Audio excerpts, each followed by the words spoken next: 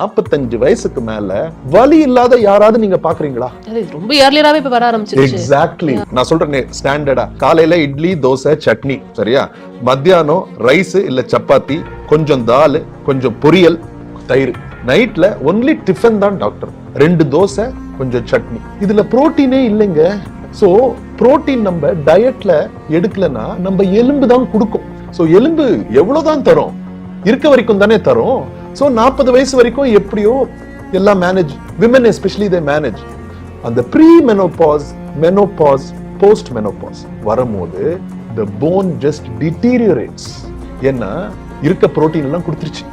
அதனாலதான் 45 வயசுக்கு மேல வலி இல்லாத யாராவது நீங்க பாக்குறீங்களா?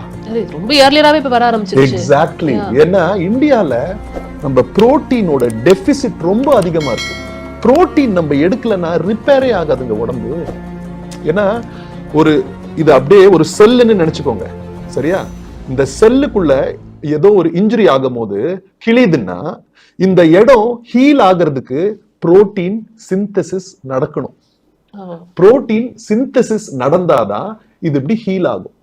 புரோட்டீனே கொடுக்கலன்னா எங்கிருந்து புரோட்டீன் சிந்தசிஸ் ஆகுறது?